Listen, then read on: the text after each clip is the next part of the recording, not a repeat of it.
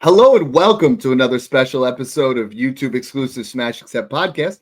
I'm your host, Michael Royer. You can find me on Twitter at DynastyDadFF. Every Tuesday, we've been doing trade shows. Now it's Wednesday. Wednesday, we're going to start doing mock drafts live with you guys so you can see multiple different formats, how we're looking at drafting. We're going to get multiple guys involved from the Patreon. Nobody better to chop it up with than my main man, Snoog. How you doing, brother? Senior Bowl's rolling around. We got all the hype with the rookies kicking. I mean, this is the time of the year where rookie fever starts kicking in. Your draft picks start skyrocketing in value, and I'm here for it. Anytime I hear rookie mock draft, you know I'm here in a second. I'll drop everything for it. So I'm excited to jump into this and kind of talk about this class and the landscape right now, kind of how to navigate it with your picks.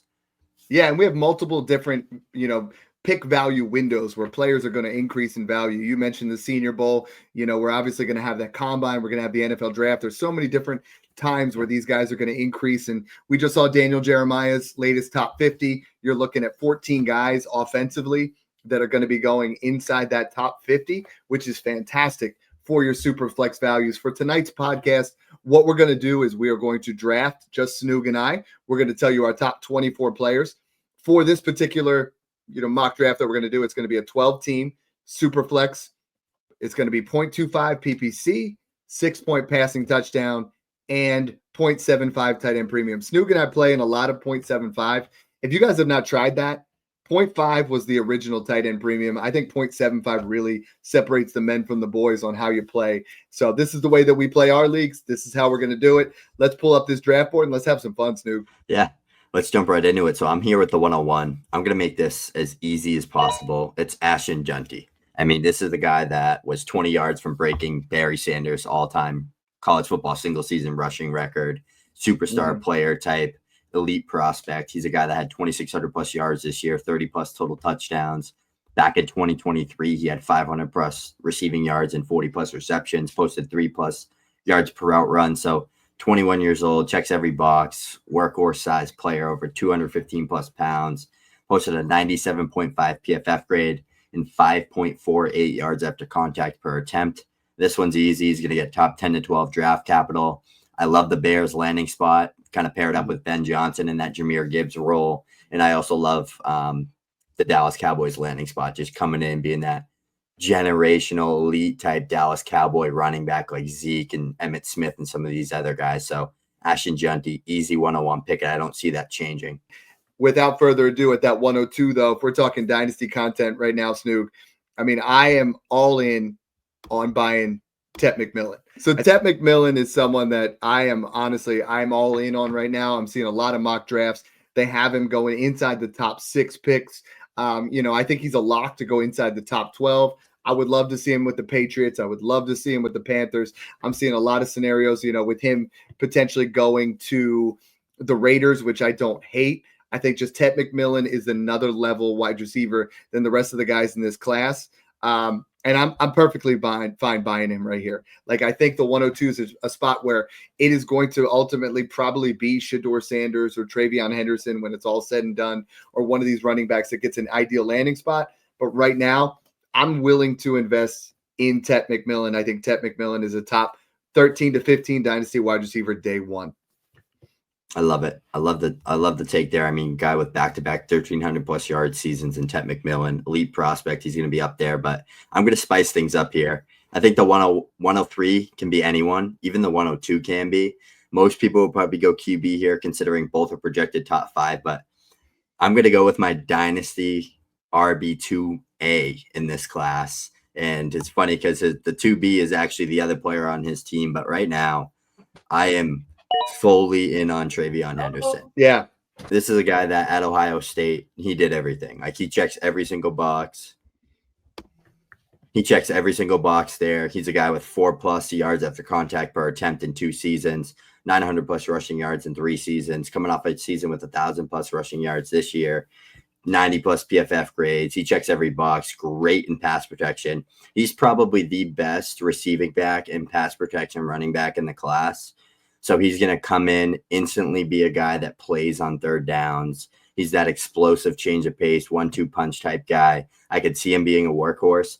He's honestly a better Kenneth Walker, see some Travis Etienne in his game. So he's a guy that I think could come in, be a PPR machine, still just 22 years old, elite in space, elite athlete. He's going to crush the combine. You could go either of the Ohio State running backs here, but I was feeling TreVeyon Henderson right now. So that's my 103. Henderson at the 104. I'm taking Cam Ward here. I think if we're talking 6-point passing quarterbacks, passing touchdowns in a super flex league, Cam Ward has a little bit higher ceiling than Shedeur Sanders. Cam Ward is someone that, you and I have talked about. He makes some of the most difficult passes look easy, and I think there's definitely some maturing that's going to have to go to his game. I think the landing spot's going to be very important, but man, he has some upside. He definitely has top 12 upside. The more I dig into his tape, the more I like this guy. Him and Shedeur Sanders, a lot of people have really crapped on both of them throughout the process. I'm starting to like Cam Ward. I'm starting to think that, Snoog, he could be a guy that rises up the boards. He's someone that you're going to get at, I don't want to pay 102, but if he starts falling to 105, 106 in this class, I'm willing to do that. It's just, I'm not going to end up running away with a lot of shares of either of these quarterbacks, and that's just how it's going to be. Yeah, I kind of agree with you there. I mean, he's projected to be the first overall pick. He'll definitely go in the top 3. I think depends where he goes. He goes to the Giants or the Raiders. I think his value is going to go up a little bit more than it is right now versus if he's expected to go to the Titans. But he plays the quarterback position like a point guard. We talked about his ability to kind of improvise and turn and create plays off platform. So he's a very fun player. He's my QB1 in this class. I love the pick there that you took him there. And I think that he can gain value. Like if he goes to like the Giants or the Raiders, you could argue him 103. Some people will probably take him 102. So excited to see kind of Cam Ward and how his process goes. The 105 is when it gets fun because personally, I don't love taking Shedeur Sanders here. There's a lot of guys here that I would like to take. So I'm just going to go kind of based off what I think is going to happen with draft capital. I'm going to take my wide receiver 2 in this class, barring if Travis Hunter plays wide open. I'm going to go with Emeka Egbuka here.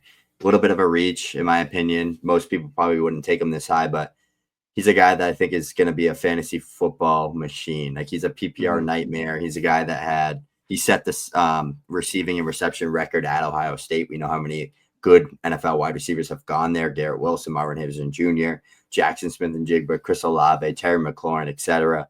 This is a guy that runs routes real crisp. His in-breaking, his out-breaking routes are perfect. Elite yards per out run numbers. Every time he was on the football field, no matter who was playing alongside him, he produced. He's going to test good at the combine. I think he's a very high floor prospect. So you're drafting him in that 105 to 108 range. You're guaranteed getting a guy that's going to be a top 20 to 24 dynasty wide receiver. I think he's going to slide into that range of like a Devontae Smith, T. Higgins, Chris Olave, some of those other guys. And I hope he goes to a team like the Broncos or maybe the Patriots somehow trade back up, or the Texans get him in the late round 1. But he's a top 15 to 20 draft grade for me. I think he's going to test good at the combine. Good agile player, slot guy that can play all over the football field. So sign me up for Emeka Egbuka. Snoog, you really you mess with me here because I thought for sure I was gonna not have to take Shedeur Sanders. I do love Egbuka. I think Egbuka is going to be a fantastic wide receiver. We're playing Superflex. I have to take Shedeur Sanders here. I am taking him, and I know you baited me there, and that's fine. But I think ultimately in Superflex formats, both Cam Ward and Shedeur Sanders will be guys that are QB 12 to 18 range, and those guys hold value. And I'm going to use opportunities to try to trade and trade Shedeur Sanders plus to go get myself a Joe Burrow, to go get myself a quarterback that I really like, maybe a Kaleb Williams. But I think in this format, since we're playing 12 team, 6-point passing touchdown, he has a little bit of rushing upside, but I think he's someone that if he goes to the Giants at pick 3, I can't see not taking him in the top 6 picks of your Superflex draft. And I think Daboll is going to turn him into something. I think Malik Neighbors there, if they get another wide receiver in the 2nd round, you have an opportunity to get a quarterback that we have him comped as a, Geno Smith, a Jared Goff type. We're not talking about, this is not the next Patrick Mahomes. This is not the next elite level quarterback, but he's going to have a nice solid QB2 floor, and that has his place in Dynasty. Yeah, I love that pick. I think Shedeur Sanders to the Giants is honestly the dream spot for a lot of people, and he'll be a good value in that top 6 range. So love that pick. I'm going to keep things on brand here. I'm going to go with another wide receiver that's been projected to go in the top 15 to 20 in most mock drafts that we've seen in Luther Burden. I mean, this is a guy that had one of the best sophomore seasons in the SEC that we've seen in a little bit of time now. 1,200 plus yards, 3+ yards per out run, elite yak machine, dynamic playmaker in space, kind of in that DJ Moore, Jaden Reed, Rashee Rice type mold. I think he's going to be a fantasy point magnet, just like Emeka Egbuka. And if you can project both of them to be top 20 draft picks, I love taking wide receivers, especially when they're young players that are 21, 22 years old, and they have that elite season in the SEC or in the Big Ten, like Emeka Egbuka and Luther Burden. I think people are undervaluing this wide receiver class. I think right after these three guys that have been taking, there's a giant gap fall off, unless Travis Hunter plays wide receiver, obviously. But compared to the running backs, like I debated Judkins here, but I didn't want to take 3 Ohio State players. I'll let you get some thunder there. But to me, it's like there's so many good running backs that I could wait on, and I'll take the last guy before kind of that big dip fall off after Luther Burden. So that's where you have to kind of understand, like, there's going to be pockets where there's wide receiver runs, and then there's nothing till like the second round when you get into like the Jalen Royals, Jayden Higgins, Tre Harris's. But like right now, like where you have a running back run where there's like 6 to 7 guys deep that I would take over all those wideouts I just named. So that's why I went with Luther Burden here, a guy that could go 12 to the Cowboys, could go top 15, could go 22 to the Chargers. I think the talent's going to win out, so I love that spot for him. I dropped the link there to the Patreon. That's the 101 of what you guys want in this offseason. You guys are paying $5 a month. Snoog is working on a rookie draft guide. I'm working on some startup stuff. We have all your values on there. We have every single community of guys that are talking shop 24/7. Scarface is literally in there putting up mock drafts every single day so you guys can make some picks. And that's why if you do those things, you'll drop a like on the channel, and you'll be the guys that'll go out there and do what I'm about to just do. And I'm gonna take, honestly, at this stage, okay, we're talking about draft capital. We're talking about these things. I love that if Kaleb Johnson or Quinshon Judkins get the draft value, but Snoog, I'm believing in Travis Hunter more and more every single day. I know you were getting ready to tripe somebody up. If Travis Hunter goes 102, he's going to be the wide receiver 2 in this class, as long as they don't I think say he's wide receiver 1. I agree. I'm starting to get to a point, Snoog, where what position matters more. I think you have an elite level wide receiver here that if someone takes him, he's gonna be he has a Garrett Wilson type ceiling as a wide receiver. Like he could be a top 12 wide receiver. He'll have longer, better longevity, and it depends on who takes him. But I think if you see him at least play 80% of snaps offensively, he's a phenomenal corner. Let's not undersell that. He is the best corner in this class and arguably the best wide receiver in this class. And I think if you get an opportunity to take Travis Hunter, you have to. And this is before landing spots. If I see Kaleb Johnson, Quinshon Judkins, Omarion Hampton, if I see one of those guys get late first round draft capital, early second round draft capital to the Cowboys, the Chargers, it's going to change everything. And that's why we're just trying to give you an idea of what this looks like right now. But damn, if I don't take Travis Hunter and he goes 2 overall, and you're talking about him, he's going to play the wide receiver position, it's a no-brainer. Yeah. He's my really wide receiver changed 1. on that. If he was a full-time wide receiver, he's my wide receiver 1 in this class, just based on film and what I like about his game and how it'll translate. Reminds me a lot of Garrett Wilson, Jerry Jeudy, CeeDee Lamb, some of those type of receivers. He has that upside, and if he plays that position more with NFL coaching staffs, with NFL trainers, like he's only going to get better and better. The ceiling's the limit with an athlete like that. But transitioning into the 109, I debated 2 guys here, Tyler Warren and Quinshon Judkins, but it's 0.25 per carry. I'm going to go with Judkins here. This is a guy that I think a lot of people don't realize how good he is, and a lot of people are undervaluing him, especially big consensus sites. I see him outside of a lot of people's top 5s. I see a lot of people saying they don't see it with him. This is a guy that can do it all. He's good at everything. Like he has insanely good short area burst for a guy that's 220 plus pounds. He's had 3 seasons with 1,000 plus yards, the best true freshman season we've seen from a running back in the SEC with 1,500 plus yards. He's had 3 straight seasons with 10 plus touchdowns, 90 plus PFF grades. He checks every box. He's elusive. He can make you miss. He has unbelievable power, and he runs through your face. He reminds me a lot of Josh Jacobs, a little bit of Joe Mixon, some James Conner in there. Just a guy that's going to be a workhorse, 3-down guy. He's good in the passing game, decent pass protector. He checks every box for me, and he's a guy that I think declared for the draft for a reason. A lot of people, especially NFL scouts and NFL organizations, got to see him a lot more through the stretch of the college football playoffs. Great game against Texas, even better game against Notre Dame. He opened up a lot of eyeballs. I guarantee you he's taken in the first 2 rounds of the NFL draft. Him and TreVeyon Henderson are my 2A, 2B right now. I like their film the most out of any running backs in this class. What separates him and Henderson from like a Hampton and a Johnson is versatility. They can win with their feet. They can win through power. They can win in space. Not all those guys and not all the running backs in this class can. So in this type of format, Quinshon Judkins, I'm projecting 2nd-round draft capital with what I know. I'll take that all day in this late first range. Last year, I deemed the 106 through 109 as the smash zone. You were getting, at that point, you were getting Rome Odunze, Brock Bowers, J.J. McCarthy, Brian Thomas Jr. This year, we're doing it again. 106 through 110 is the smash zone. And I'll be damned if I don't want to take Tyler Warren here at 0.75 tight end premium. I was debating him. I didn't know it was 0.75. I thought it was 0.5. But yeah. Wishy-washy. It's a fire thing. Tyler Warren, any of these guys, right? Like after this is what I love about this class right now. Everybody says it's not elite just because it doesn't have Caleb Williams and Jaden Daniels and Drake May. But this class is really special because it's a little bit deeper. It's a little bit more fun when you talk about, when you get to this range, because Tyler Warren is going to be a top 15 pick. Daniel Jeremiah has a top 5 right now. He's number 5 prospect in all of college football. I mean, I think this is a spot where you give me Tyler Warren and he's a top 5 dynasty tight end. He's a top 5 pick in this particular draft. And I absolutely love the fact that we just got him at 110.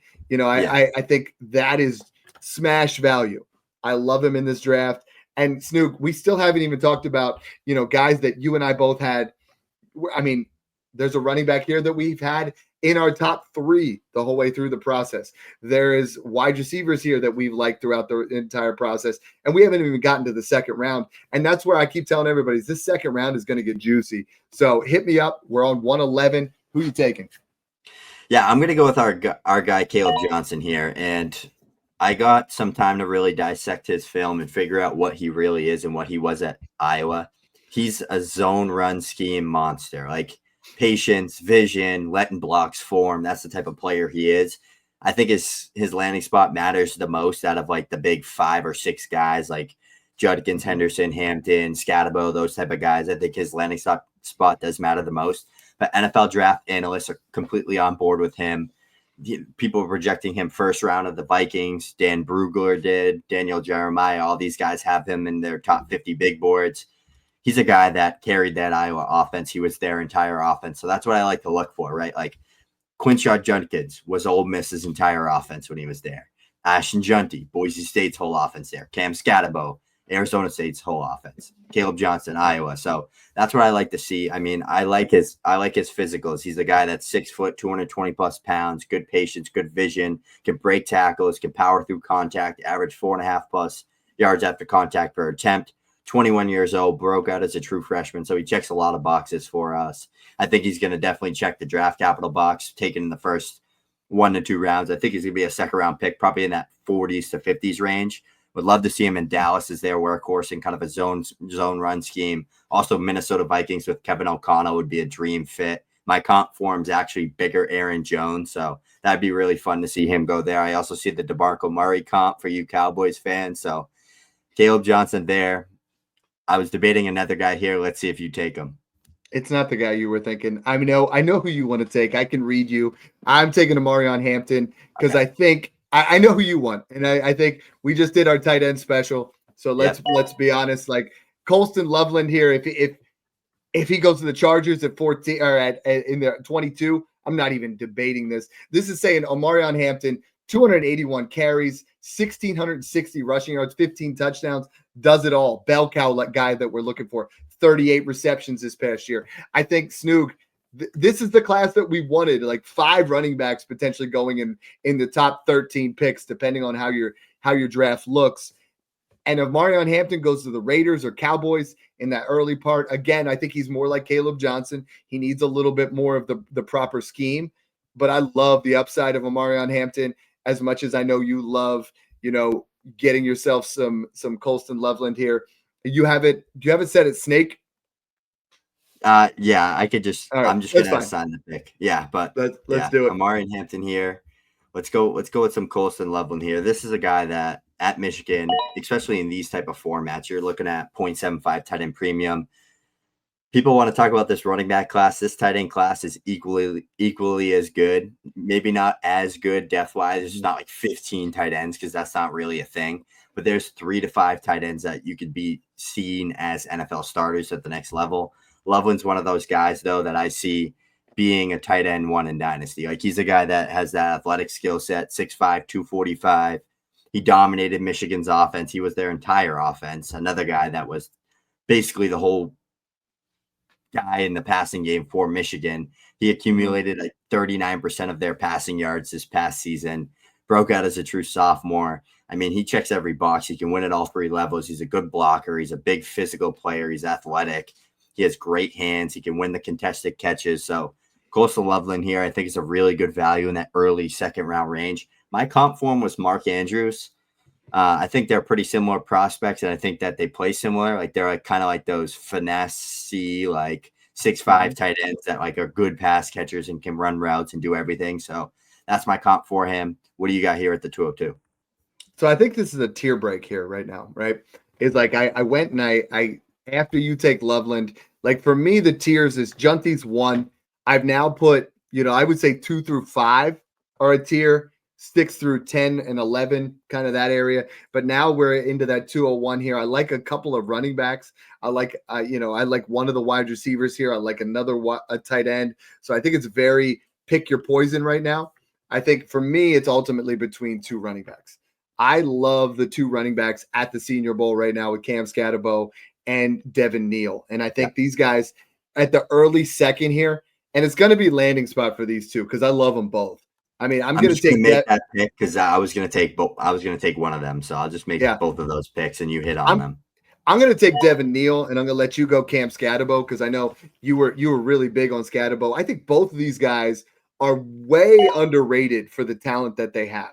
I think Devin Neal, you look at him, has that bell cow ability, 219 carries, 1266 with 16 touchdowns and had 24 receptions. This is someone who's incredibly patient behind the line and explosive.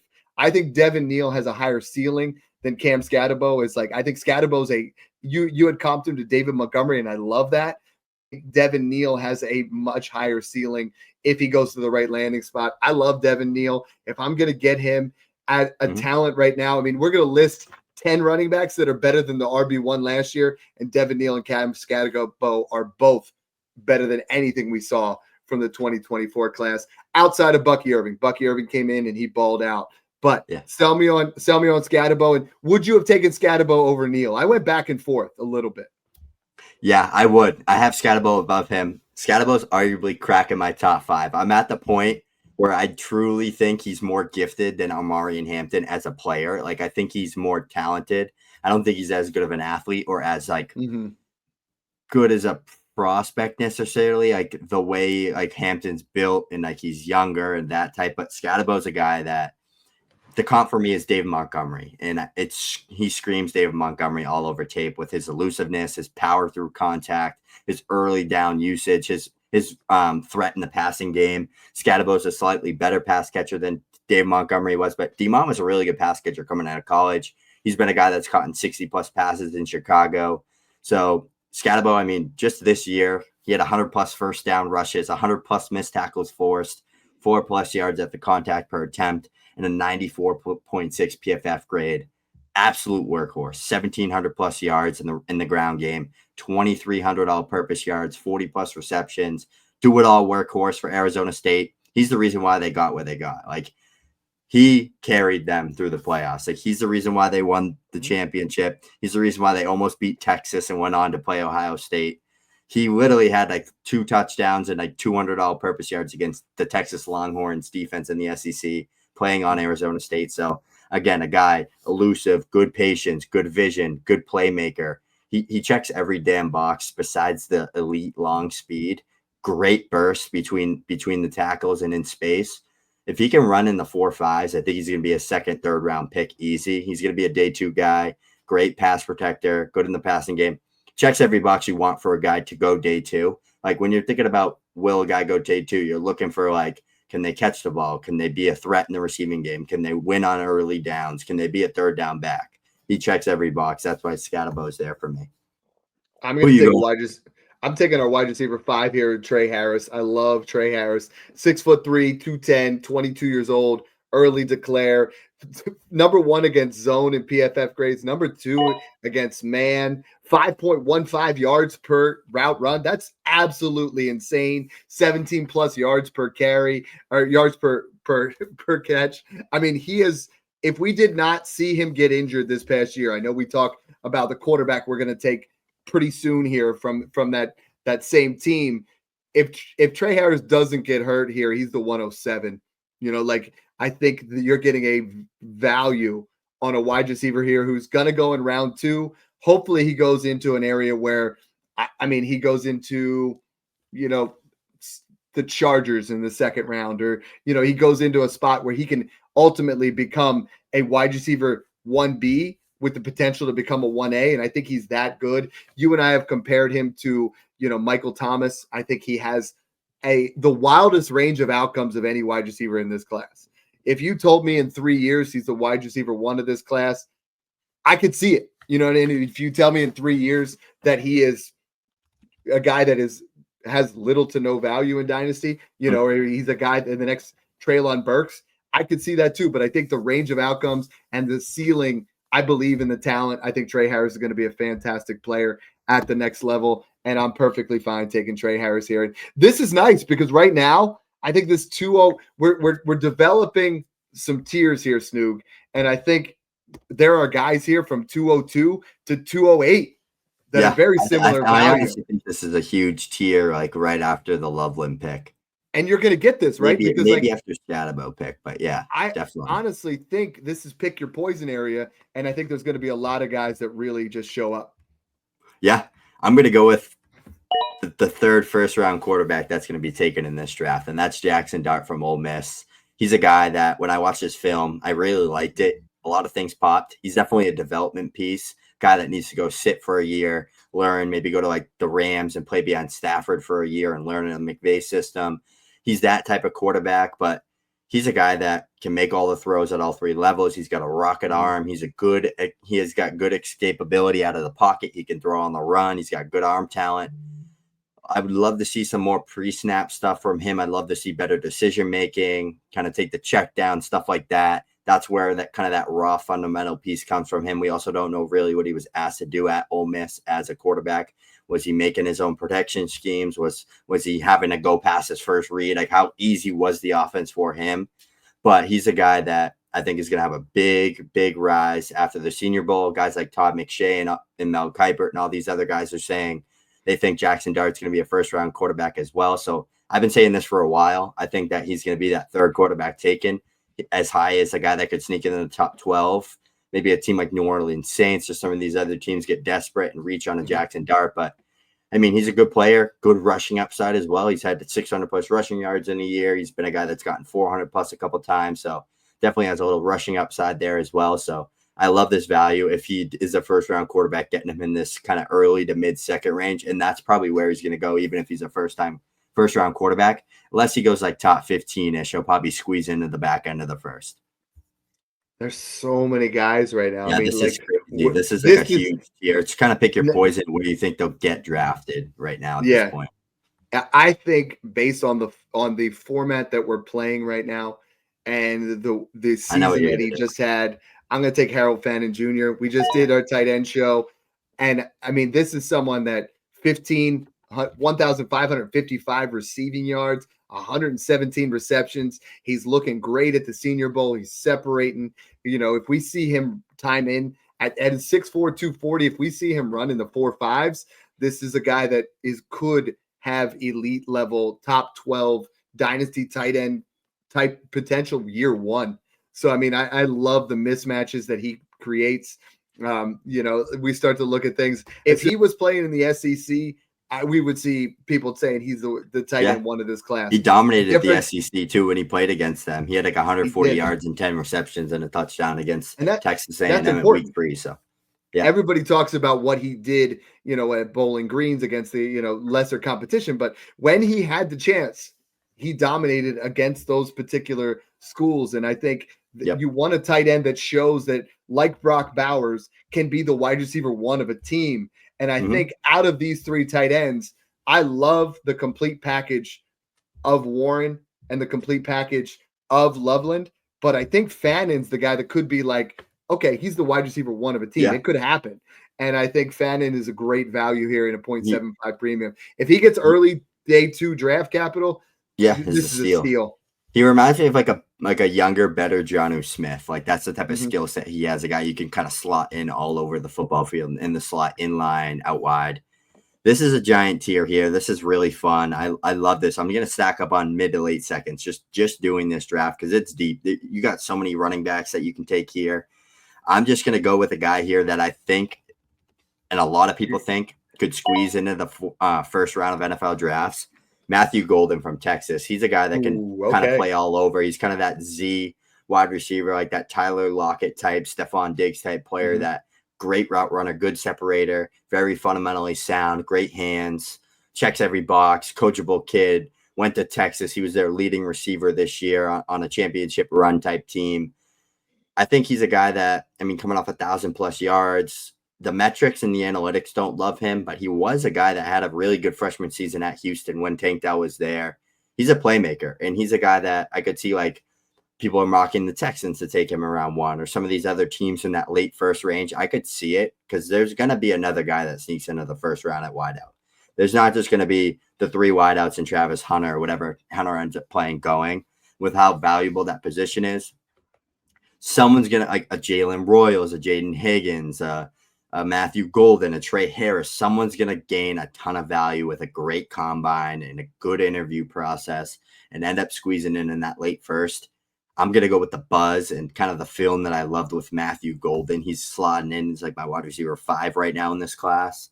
Just a guy that good feet, quick feet, great release off the line of scrimmage, good separator, good route runner, checks boxes to be a fantasy football PPR machine. So give me him in that mid to late second round range. Man, there's so many running backs here right now. I know who you're going to take. I don't think you do. I think you think I'm taking the OG here, but I'm actually leaning. I'm really close between Ollie Gordon and Dylan Sampson. I like both of these guys Sampson in this area. I'm taking Dylan Sampson. Elite breakaway speed. Dude's going to run a 4.35. Once the combine rolls around, this guy's draft stock is going to go through the roof. I think you're going to get someone here that has shown that, he might be a little bit lesser in size. A lot of comps right now, you have someone that's going to give you elite level speed that you just can't teach. He's 5'11", 190 pounds. But when you talk about breakaway speed, workhorse abilities, this is the new NFL. Devon Achane was in this. We were talking about he was too small. I think this is the next guy where everybody's going to just try to knock him down boards and say he's too small. Yeah. But the guy has excellent vision. His anticipation's fantastic, explosive lateral quickness, someone that has good contact balance. He's Alvin Kamara light. I don't want to just say it because of the same uniforms, but I think he has a lot of talents, a lot of those versatile skill sets that we saw from Alvin Kamara. And you're going to get him at what, 208 now, 209? Yeah. I think you have a lot of good value here. 3 more picks in this second round. Who do you got here rounding things out? Yeah, real quick on Sampson. I literally, in the draft rookie guide that I'm building for Dylan Sampson, word for word, I said, change of pace, committee plus type guy. So a guy that's going to be like a Devin Achane, one of those like James Cook type, like speedy guys. That's a good 1-2 punch with a bigger back. I have him graded. I was like around 3 to 4 running back, but my comps are literally Raheem Mostert, James Cook. I really love those comps. He's kind of that like fast north-south guy, decent in the passing game, kind of good overall skill set. He's not super, super laterally gifted, but he's more of that like gets downhill, gets going, and gets moving quick. I could see him going to Miami to replace Mostert's role, but like they already tried to do that with Jalen Wright, another Tennessee running back, but Sampson's the better version. So I like that pick there with Sampson. I think he's going to be a good change of pace guy with that elite speed that he has. Next pick's tough because I have 3 guys queued here that you could argue based on landing spot, draft capital, whatever it is, but I'm going to go with a guy that's gaining a ton of steam right now. I'm going to go with Jayden Higgins. Okay. He's a guy from Iowa State that I loved his film early on. As soon as I started watching the wide receivers back a couple of months ago, I was like, this guy moves extremely well for a 6'4" wide receiver. He clocked in at 6'3.5", 217 pounds at the Senior Bowl, and he's out there snatching ankles. He's a big riser. My Senior Bowl riser thread posted that Jayden Higgins, Jalen Royals, and Tej Johnson are going to be the biggest risers. They're all day 2 grades for me. They're kind of the guys you want to target after like the big 4 to 5 wide receivers in this class. He's having a great Senior Bowl. I think he's going to be a day 2 pick, probably a round 2 guy. Super nimble for his size. Like no one should move that well at his size. He can win downfield. He can win in the contested catch areas. Back-to-back 1,000-yard seasons at Iowa State. There's another NFL talent there, Jalen Milroe, that he's competing with. So he's not just playing in a wide open room. He's a guy with good analytics. I mean, if you look at if you just compare his profiles to some of the other wideouts in this class, EPA per play, yards per team pass attempt, touchdown per team pass attempt, yards per route run, he stands out really well. So the analytics, he checks all those boxes. Production checks those boxes, and he passes the eye test for me on film. So I love me some Jayden Higgins there in that mid to late second range. We're at 211. We're 210. What's that? We're at 210? Yeah. 210. Okay. Oh, yeah, I see you got a pause on there. Okay. All right. Okay. So then what I'm going to do is I was going to go a different route here, but at 210, I'm going to take Ollie Gordon. I think I know there's other guys here. I mean, there's those 2 wide receivers, Tej Johnson and Jalen Royals, are dominating. Like they are unguardable at camp right now, at the Senior Bowl. But I think Ollie Gordon, we saw it in 2023. If you get a 2023 Ollie Gordon on the football field, he has true elite upside at this position in the 210. I think he's ultimately going to go somewhere as the 1B and have a lot of upside. I think Ollie Gordon there's a lot of wide receivers that are going to push here, honestly. I mean, I was really tempted to take Tej Johnson because you cannot guard him right now, but he literally weighs less than my 14-year-old son. Like he weighs 156 pounds. Like that's ridiculous. No, my son's neither 14 nor 156 pounds, but you understand what I'm saying. This is a tiny dude. Like that scares me. Ollie Gordon, I think, is a safe bet. But the crazy thing here is I have about 5 or 6 guys I want to take that I feel like are worth a late 2. Those early 3s, Snoog, they're going to be worth a lot. Like once we get to that early 3, I mean, you're going to get some really – we didn't bring up Isaiah Bond, Tej Johnson, Io Manor. Like there's so many guys that – Jordan James. We're not even scratching the surface. Yeah.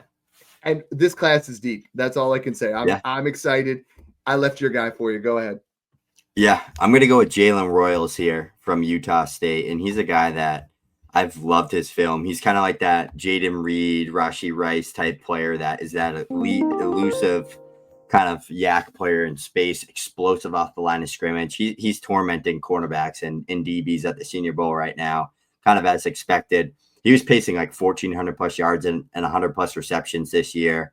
21 years old still. Before his injury, he was going to have a ridiculous year, but 3+ yards per route run this year. He's a guy that checks a lot of the boxes analytically, stands out well alongside like Jayden Higgins did. So those guys are both, they skyrocketed up my rankings the past few weeks, just watching their film and stuff. They're both top 7, top 6 wide receivers for me in a tier with a bunch of other guys, but they're guys that can do it all. They can win with their feet. They can win after the catch. They can win downfield. That's what I'm looking for at the next level in the NFL is I want playmakers. I want dynamic players that are difference makers. I don't care for this slow slot receiver that runs a 4.6 that has good hands anymore. Like there's so many of those. I want dynamic. I want ability to make plays with their feet, and these guys do it. So Jalen Royals, finish us off, Dad. Who do you got here at the 212 and sell us on them?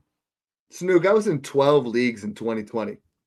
I drafted the same quarterback in 9 of them. Do you know who that was?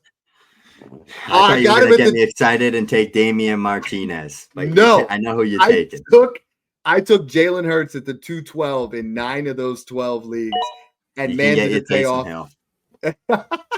Hill. I knew you were gonna. Dude's yoked. Okay, I'm a big fan of hitting the gym, but I mean, Jalen Milroe has some Jalen Hurts type skill set. 20 plus rushing touchdowns. A guy that literally just, when you watch the tape, he looks a lot like Alabama Jalen Hurts. This is someone that's going to put up true rushing upside. Snoog hates him. He throws up in his mouth every time I bring him up, but I'm okay here. But this is the thing, Snoog, is you still have Tez Johnson.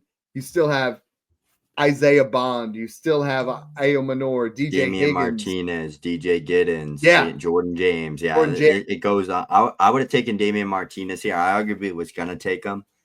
But, yeah, I mean, if Jalen Milroe goes in that day 2 range, I like chasing the upside there in the late second. Like you said, guy with 20-plus rushing touchdowns this year, back-to-back seasons with 800-plus rushing yards.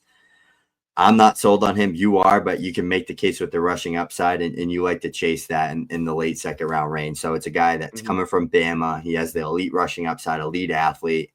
He has a rocket arm. He just couldn't hit the broadside of a barn if he was standing 10 feet away from it. So, but I'm excited for this draft. I mean, you mentioned it. We left out a few guys like Martinez, Tez Johnson, DJ Giddens, Jordan James. A lot of names right there that could be called in that late day 2, early day 3 range. The running backs go like 15 deep. Like, it's crazy. Like, you got to have a deep process with your running backs this year.